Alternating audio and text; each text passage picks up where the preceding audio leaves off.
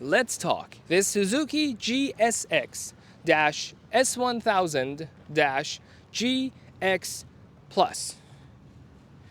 I'm pretty sure I've set bank account passwords on my computer that were simpler than just the name of this motorcycle, and that's signaling you towards how complex this motorcycle is about to be. And I think that's the very reason why people haven't purchased this one. This is a 2024 model, and we are in July of 25. Nobody has purchased it. It's been sitting in the dealership floor for over a year. And despite it giving you everything you can imagine, people are just not interested. And I think I know why. People don't have the attention span of standing next to the salesman, having them talk to them for 20-25 minutes about this motorcycle before losing interest and moving on to the next bike they can personally connect with. I, however, look at this as my full-time job.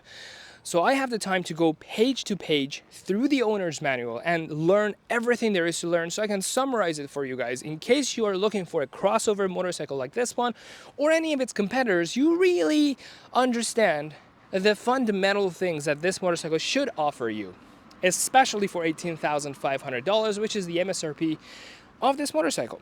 Concepts and acronyms all over this motorcycle, like motion track ABS, rolling torque, SADS, SDMS Alpha, ADC, Smart TLR. All these weird letterings and words that you need to understand before you go and safely ride out there. So let's do that.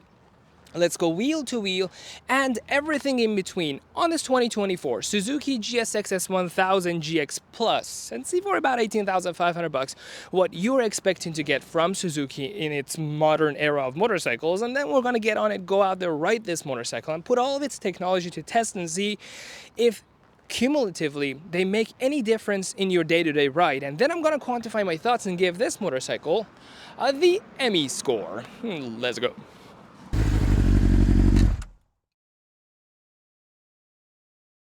Let's start off by talking about what's powering the Suzuki.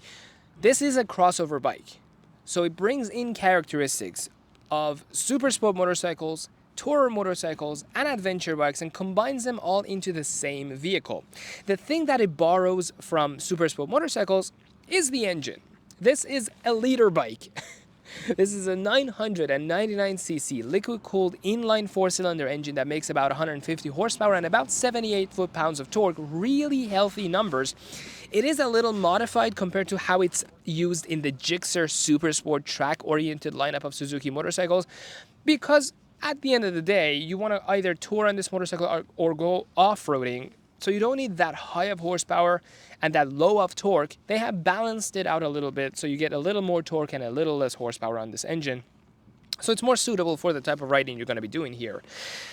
This engine, however, you're never really fully in charge of. And I say that because the computer is between you and the engine here. Under two circumstances, it makes modifications to the amount of torque this engine gives you. One is called rolling torque. So if you're in a turn, you're leaned over on this motorcycle to avoid low sides or high sides or slip in the rear tire, the torque delivery reduces. And as your angle of attack decreases and you become more straight up, more and more of your torque is injected to the rear wheel. The other circumstance under which the engine chooses to give you a different amount of torque is ride modes. This motorcycle has A, B, and C ride modes.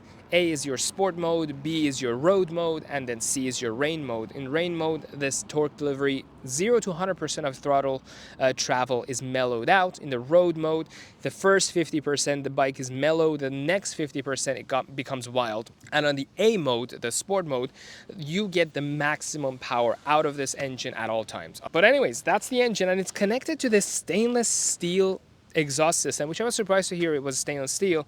That's more on really budget motorcycles that use stainless steel because it is heavy. This one, if I buy this motorcycle, I would probably take this full exhaust system off and put something lighter if I have the funds, because not only would you get rid of the catalytic converter and that gives you another 3 or 4 inches of ground clearance, but you also save like 20 pounds. This exhaust is really heavy, being stainless steel.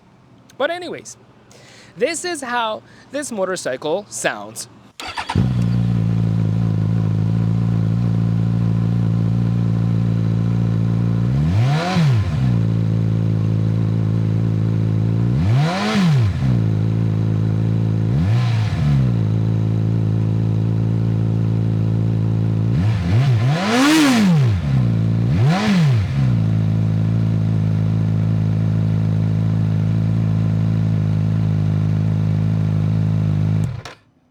Now let's move up here and talk about suspensions, which is the next complex topic on this motorcycle.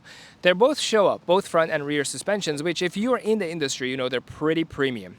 And these are not just any Showas, these are the gold-colored, fully electronic ones, which is top-of-the-line Showa. Can't imagine how much they're gonna cost if they go bad, out of warranty, and you have to replace them. They're probably like $6,000 to replace both front and rear suspensions. But why did Suzuki go with electronic suspensions? Now, if you're like me, I don't know much about suspensions. I don't really know how to adjust the rebound, compression, damping, all those things perfectly for my weight and the type of riding I do. So we usually divide into two groups. The ones that don't know how to adjust them, like me. Either we go to someone who knows how to adjust suspensions, which costs money. You know, you have to either go to a shop and pay half or an hour worth of labor, or you go to the track days, which you've already spent $300-400 for, and on the track side they have free suspension adjustment services, again free. Or you are in the second group of people who don't know how to adjust their suspensions. You just don't care. You ride with your suspensions in the wrong setting for years and years. These suspensions solve that issue because somebody who knows better than you and I how to adjust suspensions has already programmed it in the computer of this motorcycle, in the brain of this bike, how these suspensions should behave under various circumstances. So you just, in the screen, pick the type of riding you want and the weight that's going to be on this motorcycle, and these suspensions will do perfectly for those parameters you've entered. The other issue is this is a crossover bike, so it's supposed to do the job of 3 different types of motorcycles in one. It's supposed to be a super sport bike, as I said, a tourer, and an adventure motorcycle. Each of those riding styles requires a completely different suspension setup, which is another reason why this is completely electronic. In the screen, you can pick the ADC level, which is the active damping control, if I'm not mistaken. What essentially it is you go between hard, soft, and medium, and auto. Hard, soft, medium, self-explanatory. You want these suspensions to be soft, hard, or medium. But what is auto? Now, this is where it gets insane. This motorcycle can sense how much these suspensions are traveling. If the travel is ridiculous, like if it's too much or too little for the in real-time data that it's collecting, it will automatically adjust these suspensions. The level of complexity goes beyond what I consider like normal or accepted in the industry. It is insanely complex how this motorcycle reads so many variables and adjusts the suspensions. And for the rear one, on the same TFT screen, you can pick if you're just a single rider, 2 riders, so 1 rider and a passenger, or 1 rider and luggage. And it adjusts the suspensions again for that parameter too. So weight and type of riding can affect how these electronic suspensions behave. So pretty awesome for including such equipment on this motorcycle, but the downside, as I said, the ridiculous cost of replacing these if they go bad. So blessing and a curse. Now let's talk about the brakes on this motorcycle. You have Brembo up here and Nissin in the back. I suspect they use a slightly more premium brake system up here because front brakes matter a little more than rear brakes on motorcycles. And they come with active ABS, or Suzuki calls them motion track ABS. Essentially, this motorcycle knows if you're going uphill, if you're going downhill, if you're turning left or right. It has a 4-directional monitoring system, and it applies the right amount of ABS for what you're doing at the moment you need ABS. This grid here, this circle with all these slits in it, is the sensor for the traction control. And I suspect it might also be used for ABS. There are 7 levels to choose from as far as traction control goes. I don't know if you can tell the difference between like level 5 and 6, but it does have traction control, and it also has that rolling torque that I explained earlier with the engine. Now, as far as looks go, the design on this motorcycle, it's derived from the rest of the GSX, the newly minted GSX lineup. The GSX-8R, the GSX-8S, which I have reviewed, by the way, it's on my channel, go check it out. The GSX-S1000-GT Plus, the touring version of this motorcycle, and of course this GX Plus. They all have similar shapes, sharp corners, lots of peaks and valleys in these complex fairings everywhere, which is traditional of Japanese motorcycles in general. They only come out with one color per year, and I think this 2024 color is my favorite. This dark, like forest green, they call it shadow green, combined with this black and silver paint, and especially with this gold Showa forks that are really popping, they help this motorcycle come across even a little more handsome than it would have been if it was a simple black or white color all over the motorcycle. But as far as the shape of the elements themselves go, despite color, I don't know if I love the way this looks. I'm not really generally a fan of this dual stack headlight situation here, the low beam, the high beam down here. And then you also have the day running lights on the side and the turn signal. So you have a total of 6 lights just up here, which is crazy. But there was no cost cutting. Everything on this motorcycle is LED, no halogen bulbs, even down to the license plate holder light is LED. But yeah, here is how I'm going to show you all around this motorcycle. You judge if you like the way this motorcycle looks. I think it's pretty attractive. It is precisely what you would expect a crossover motorcycle to look, precisely between an adventure bike and a tourer motorcycle. Now, one thing I am disappointed by is the lack of a better mechanism for moving the windscreen. I thought we moved away from this a long time ago, but here we are again with the infamous 4-bolt mechanism to move this up or down. Kawasaki and Honda and Yamaha have all come up with better ways to do this, not Suzuki. This is advertised as a tour/adventure motorcycle, so this is very important. I hope in 2025, maybe I have to take a look, they have resolved it, maybe not. But the fact that you have to go grab a toolbox, bring it out here, unscrew 4 bolts, and hopefully in the process you don't round anything out or you don't lose a bolt. It's unsafe. You have to pull over on the side of the freeway or find a parking lot, pull into it to get off the bike, adjust that, put it back on. It's just too much work. But what I do like seeing up here is, first of all, this USB plug-in here, which is awesome. This is just for charging purposes only. It can't connect your phone to the motorcycle. You will connect your phone via the My Spin app, which we're going to take a look at in a second. But to charge like a navigation system that you mount up here or whatnot, you can use that USB port.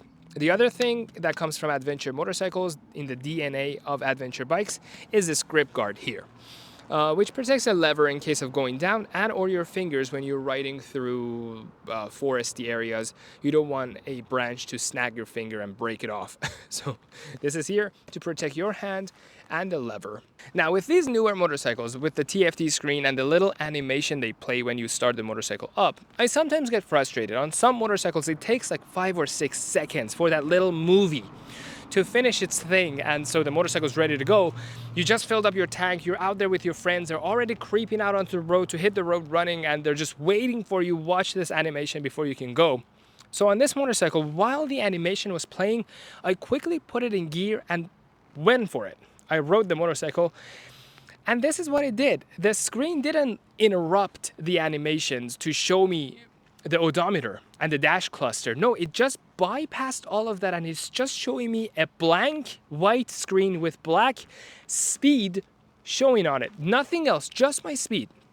I don't know who programmed it that way or why they did it. Maybe they think if you're in a rush, you're on a racetrack and you just want to know what your speed is, or you're drag racing somebody. I don't know, but that's what it does.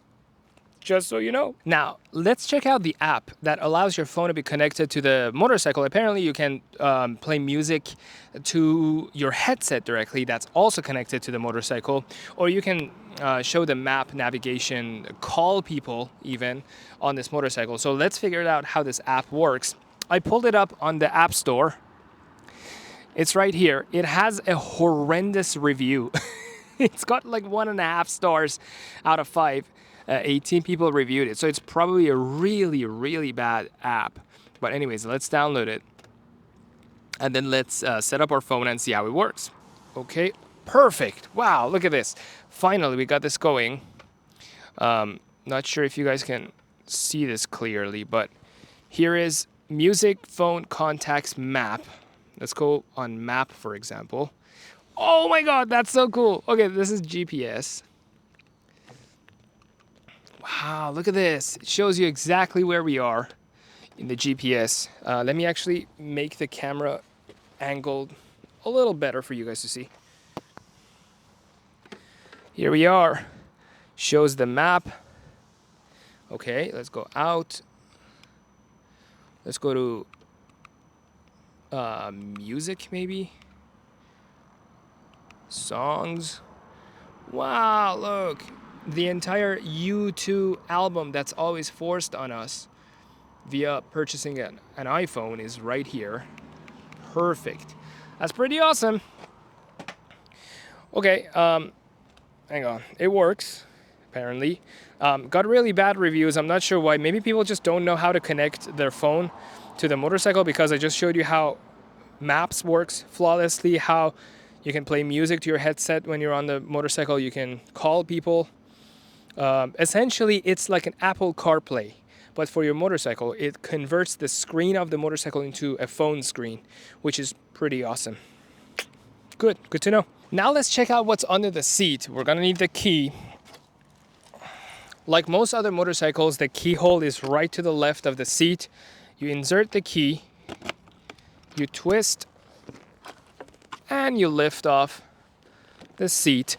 Under this, you're gonna see straps for helmet hook, for your helmet hook, and there's a place for holding your documents. I mean, look at the thickness of this owner's manual. This is what I had to read end to end so that I can make this video. And here is the toolbox. I think there's only like one tool in it. Here's some rattle. Maybe it's modular. You can remove the tip and replace it with other things. Let's actually take a look. Oh yeah, no, there's some Allen keys and a screwdriver. Okay, all the things you need to painstakingly move your windscreen up or down. Now, one feature that most GSX motorcycles, like this one, the GSX-8R and S and the GSX-GT have, some of you may not know, and it's a pretty insignificant feature, may or may not improve your riding experience, is the easy start.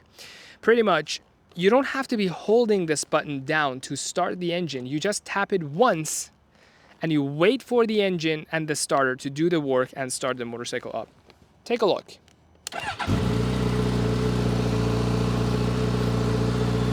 As opposed to other motorcycles where you have to hold that button down for a few seconds until the engine starts, you don't have to do it here. Again, pretty insignificant, but maybe it makes riding just that much easier for some of you out there.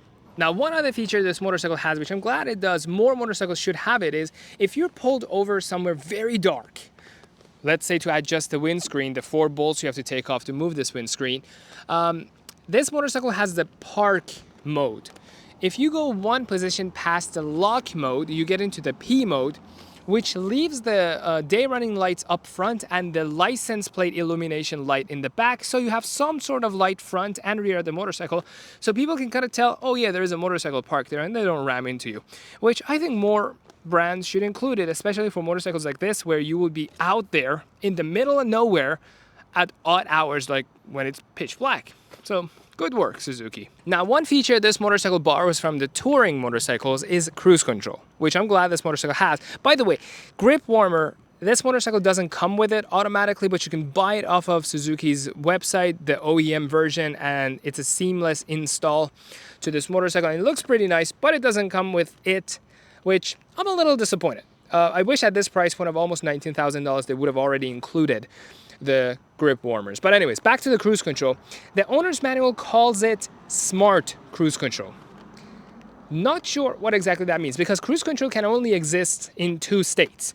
Either it's just regular cruise control, or if it's adaptive, which means there's a radar shooting out from the front of your motorcycle to the front car, and your motorcycle automatically keeps its distance from that car. It accelerates and brakes with the traffic ahead of you.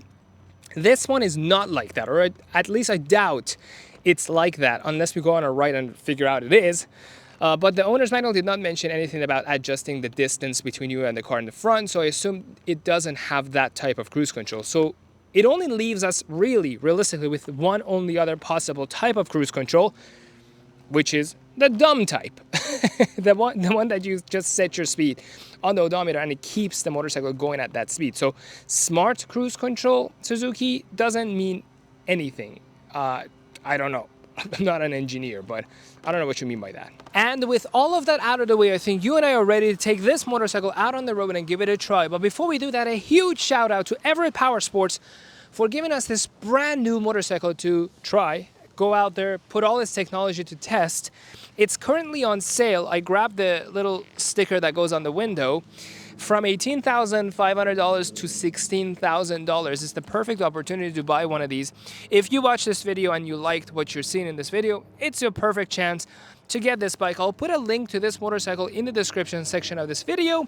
Everett Powersports is one of the largest motorcycle dealerships in my area, in the Washington State, west side of Washington State area. Go check them out. If you're looking for a motorcycle, check out their deals, everettpowersports.com.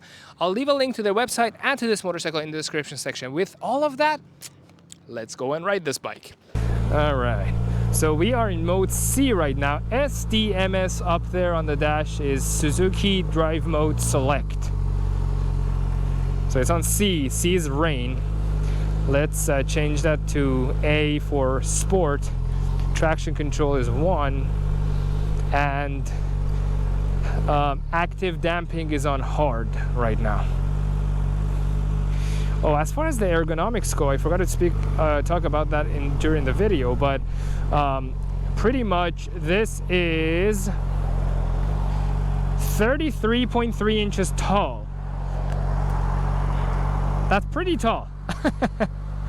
This is a pretty tall motorcycle. For me, I'm 5'8", so not that tall, but this motorcycle, I mean, I can flat foot 1 foot if I hang off the seat kind of on one side. But other than that, extremely comfortable. It's not as bulky as a true adventure bike. Okay?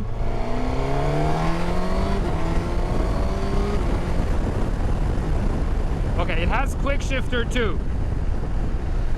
Of course, I mean, quick shifter is a must-have on motorcycles like this. Touring motorcycles, you don't want to keep using. Oh, actually, if anything, quick shifter comes from super sport motorcycles because of track efficiency. You don't have to lose much speed to, you know, cutting power from the wheel off using a clutch. So it's a clutchless gear shifting essentially. That's what a quick shifter is for, really. This motorcycle got that.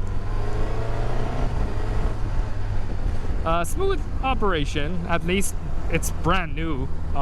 Could be due to that, but if you are a long-term owner, let us know how these mechanics work over the years.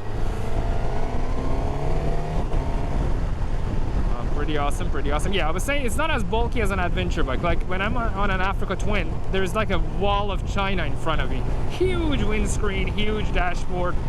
This one is a little low, closer in characteristic to a cruiser motorcycle than an adventure bike. Fuel is full. Apparently when it gets low, things start to blink here. So we should be good right now. Let's check cruise control. Cruise control is set. And now it's set on 35 without touching the handlebar, I mean the throttle. Motorcycle is going 35. Cruise control is pretty good. Awesome, awesome. Let's make a left right here. I hope voice quality is good. I have my new helmet on today, this blue Rossi helmet. I don't know if all the equipment, I mean, they're all hanging off, you can see, I mean, with painter's tape and everything. But I don't know, hopefully things are coming through. Back to this motorcycle. Right now we are on hard damping. Let's see if we can change them during our ride. So if I go on this, can I not change? Can I not change this? Oh yeah, okay. So you just shouldn't be on the throttle, and it will change it to medium, soft. Now this is on soft. And then it's just me as a rider, so I have just one rider symbol here selected. You can pick to riders, one rider, one passenger, and a rider cargo combination. Sweet. Whoa. The throttle response is wild. Oh yeah, I forget this is a leader bike essentially under its skin. What else? What else? Pretty upright, very comfortable. I have absolutely no problem sitting on this motorcycle. Oh, it is pretty tall though. That could be one of the cons to this motorcycle, is it's a little tall. That's all. What else haven't we tried? The brakes work fantastic. Now, what do you guys think? What else could possibly be the reason why this motorcycle is not selling like hotcake? Could it be the price? That is even more expensive than like a ZX-10R or like a Yamaha R1. Again, those are not in the same category as, even though this has a liter engine, it's not the same kind of motorcycle. So I don't know, what is stopping people? Is it expensive? Is it too tall? I don't know. Is it jam-packed with electronics? People don't like that? I don't know. I mean, if I was in the market for a bike that was versatile, this definitely would have been it.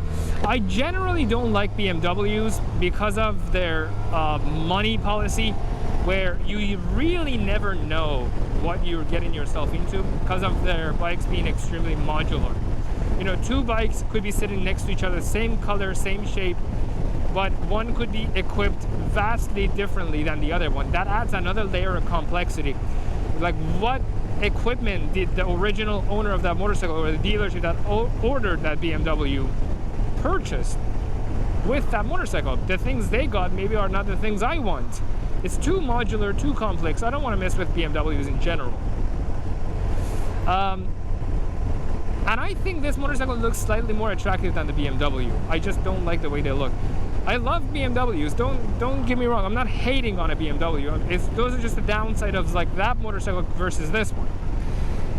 Then the Tracer 9 from Yamaha is another competitor. Fantastic bike, but it's almost not in the same class as this motorcycle because of how much smaller the engine is and the power output is. I think the difference is almost 50 horsepower and 30 torque between this bike and the other one, so they're vastly different. This already has a maximum gross weight rating of 900 and some pounds, which means the bike itself being obviously 511 pounds already, you only have 400 pounds worth of cargo and people you can fit on this motorcycle. Can't imagine how little the Yamaha is gonna be. Like, by the time you put two people on it and some cargo, does it perform well? I don't know. Again, if you guys know why this motorcycle is not selling, let me know. Let's go to the EMI score.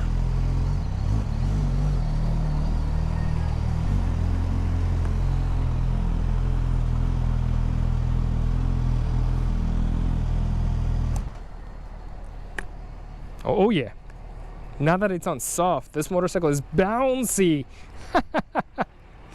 Okay, now let's go to the EMI score. And now onto the EMI score for the 2024 Suzuki GSX-S1000-GX Plus. In the commuter category, you get all LED lights for better visibility, a park mode that makes parking in the dark areas safer, rolling torque decreasing the chance of slipping, enhanced ABS for added safety, a large TFT screen, cruise control, quick shifter, and so much more. As for pricing, this bike is $18,500. Not cheap, but also not outrageous considering the bundle we are receiving here. Speaking of reliability and parts and labor availability, it's made by Suzuki, which means reliability and plenty of dealership and parts support. The GX gets a 19 out of 20. Now onto the performance/dope factor category. The GX is equipped with 7 levels of traction control, smart lift control, which is just another way of saying wheelie control, electronic and automatic suspensions worth 2 points, Brembo brakes, and Suzuki's advanced stabilization control. It weighs a hefty 511 pounds, which is typical of its category. It's got a lot of power thanks to its leader bike engine with 135 horsepower at the rear wheel and 78 foot-pounds of torque. As for the design choices and marketplace, the GX comes in only one trim and one color.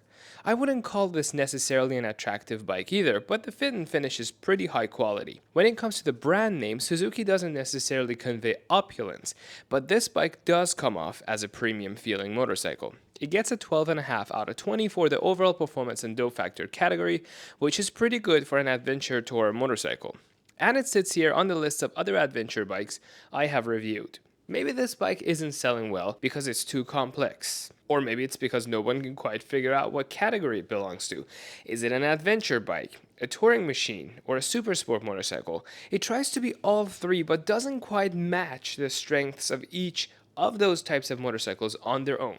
Could that be the reason? Do riders prefer owning multiple specialized bikes instead of one that's a compromise of all of them? Because at the end of the day, I thought this was a sweet motorcycle, but it's not selling well, so what do you guys think is the reason? Let us know in the comments section, and thank you for watching this video.